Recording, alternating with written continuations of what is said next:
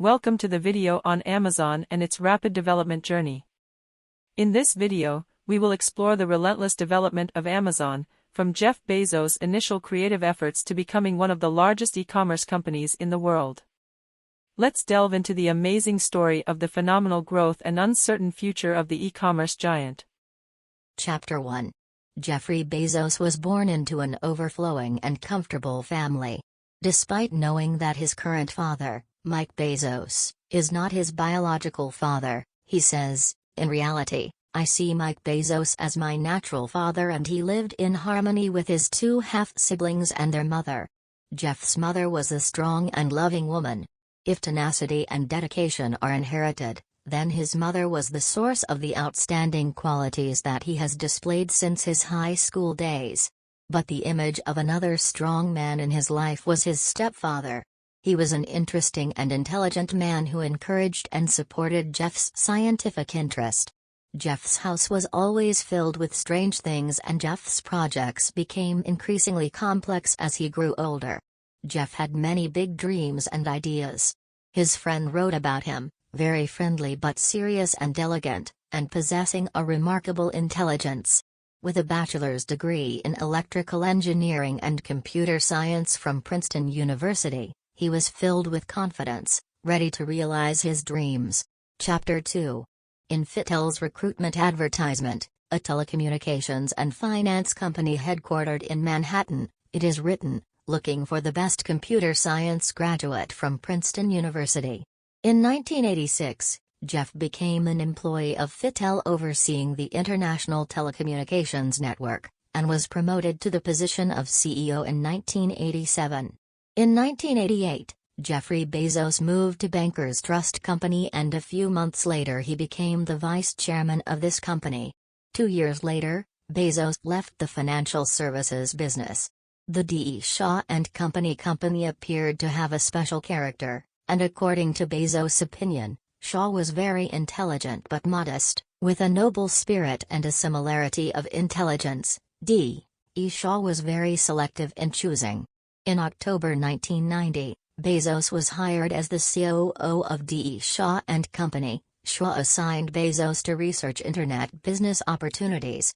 Bezos' research showed Shaw with a surprising fact that the use of the web was growing rapidly at a rate of 2,300%/year due to the presence of the Mosaic browser for Mac and Windows personal computer users. Through his research, Bezos realized that the best-selling product on the web was books. Because the online bookstore would have unlimited quantities, customers could easily find out and make decisions to buy. Shipping is saved. Everyone knows what books are. Bezos proposed to David Shaw that the first game of D.E. Shaw on the internet was books. Chapter 3. Bezos sets the standard for choosing a new business location, an area with a concentration of technical talent, and finally he sets the business plan in Seattle.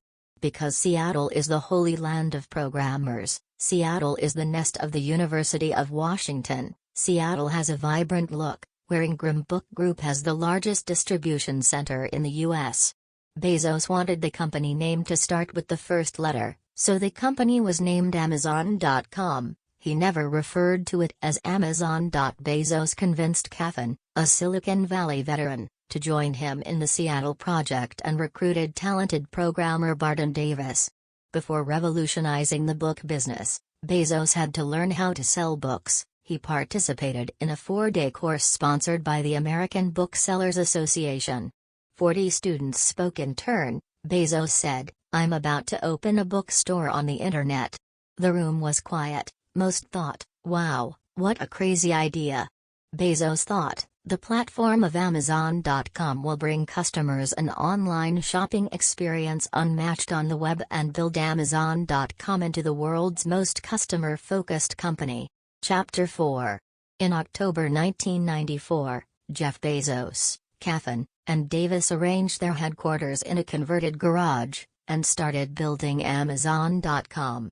The room was just big enough to fit a car, but had to accommodate computers, file cabinets, bookshelves, and a round table.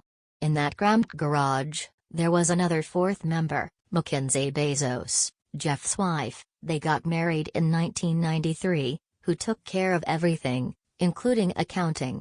Bezos estimated that around 85% of the software development for Amazon.com would focus on the shipping support system. Initially, almost all of this system was written from an open-source software program called D supported by Perl, a popular computer language. By the end of 1994, the number of email users was 10 times the number of web surfers. Bezos, Caffin, and Davis had to struggle with finding a balance between providing customers with catalogs via email and managing tight business operations on the web. Selling books online was feasible because of the existing database on a CD-ROM, regularly updated, from the American book industry. When Amazon.com went online, customers started requesting information on how and when books would be delivered. Caffin and Davis envisioned how to program requests for inventory and back office, and the operation model of Amazon.com required the security issue of credit card information. Tim O'Reilly, a book publisher, praised Amazon.com for building. Chapter 5. When Amazon expanded to 5 people, the electrical power was not enough to use, so the company moved to a house on Highway No. 1 in the Seattle Industrial District. For a high-tech company with a long-term vision, this location was not much fun. With the infrastructure of the web already ready, a few important development steps turned the static online website into an interactive and user-friendly means of communication. The company hired experienced book editors to take responsibility for the Spotlight section, each spotlight having a topic and changing every day. Amazon.com exploited the ability to search by author, title, subject, and publication date to make it easy for customers to find the books they love. Yahoo liked the Amazon.com website. They suggested adding it to the interesting section on Yahoo. If the company proposed that today, they would have to pay Yahoo $10 million. Amazon.com quickly became a famous e-commerce website. With over 1.5 million titles, including 1 million transactions, Amazon.com delivers to 45 countries and 50 states. First 100 orders per day and then 100 per hour, Bezos said, "Our wealth disappears when we do not serve customers well. Therefore, spend money on things that impact customers." Chapter 6. Amazon.com consistently brought in modest revenue. From its founding to 1995, the company lost $303,000. Jeff had indeed bet the farm, he had depleted his personal funds. But he remained steadfast on his path and believed it would take care of itself. Convincing local Seattle investors to write checks from $20,000 to $100,000 was difficult. Hanauer arranged for Jeff to meet investors he was familiar with like Dylan, Tom Alberg, Raghavendran. Bezos said, "The biggest challenge was that customers were not yet comfortable with the new habit of buying books online. But those who were first to use computers, first to use mobile phones, they were the first to do everything, they easily learned new habits." The investors were persuaded by Bezos. After the Wall Street Journal ran an article, "Wall Street Experts Find the Ideal Online Bookstore." The article was an unprecedented boost in website transactions. The phones rang off the hook at the company from adventurous investors, people who wanted to get in on the business. Surprisingly, Amazon.com became the most sought-after girl in the dance. Amazon.com calculated, "We will never have to worry about money again. The sky is the limit. We will build a strong, durable, and dominant company in the market." Chapter 7. With a daring initial investment, Bezos began the task of developing speed by hunting for managers, directors, and employees. This challenge is to build an excellent team. The main conditions for Amazon.com hiring are thirst for forgetting one's self, for the company's competitive spirit, for the culture to welcome new people from other companies, to cooperate, have fun, strive forward, and never be satisfied with the current position.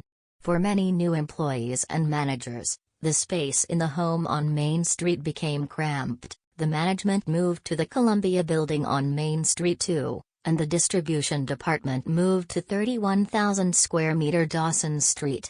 Before the irresistible attraction of Amazon.com, Barnes & Noble and Borders were stunned and attentive. The chairman of Barnes & Noble told Bezos, "You're doing a great job, but of course we'll kill you when we launch our website. But we still like to talk to you about it. Selling books online is a big thing. The competition will be very intense, not only between Amazon.com and Barnes & Noble, but also between other independent booksellers.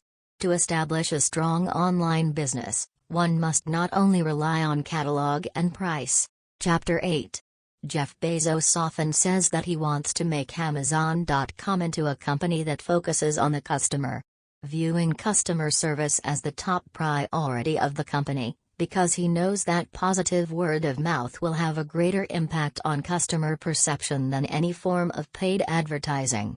Bezos understands that there will always be someone ready to burn down a company through the world's media. When the company is in trouble, there will be enough loyal customers to come to the rescue. We are always haunted by customers, not by competitors. The internet is a tumultuous sea, the only constant in that storm is the customer. The reason Amazon.com still exists is to bring something to the internet that cannot be done in any other way. What makes people buy online is that it has to be easy, fast, and economical. Customers are invited to participate in writing book reviews to create a sense of community, and the philosophy of interaction of book reviews is attack ideas, not people. Good customer service is keeping your promises to customers. Amazon's speed is unmatched by competitors.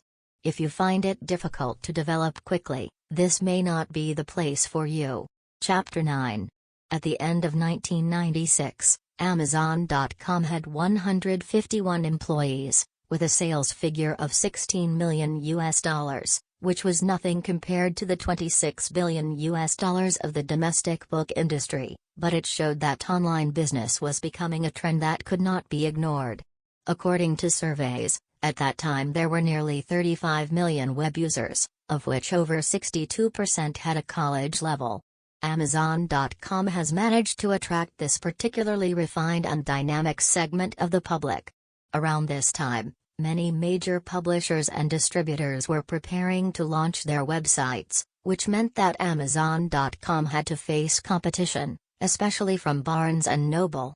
3 days before Amazon.com went public, B&N sued Amazon.com in the Manhattan Federal Court for false claims, the largest bookstore in the world, and over 1 million titles which in fact were nothing. Amazon.com was asked to stop advertising and issue a correction. Later, Amazon.com sued B&N in the New York Federal Court, claiming that B&N was competing unfairly. The following month, both sides withdrew from the lawsuit. Amazon's plan for the IPO market still met expectations. Chapter 10. 2 important things that Jeff often emphasizes are recruitment and media relations. He focuses his energy on those 2 things to make Amazon.com the most worthy symbol of Internet commerce. Amazon.com is the transformation of vision, intelligence, technology, money, and timing calculations.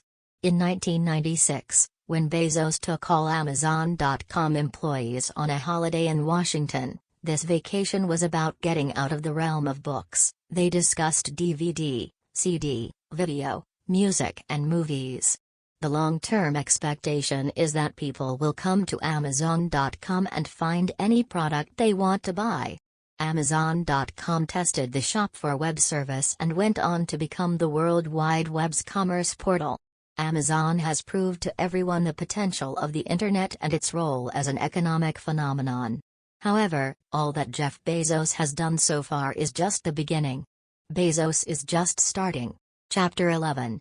If rapid development was the catchphrase for the first 3 years of Amazon.com, then the catchphrase for 1999 and 2000 was super rapid development.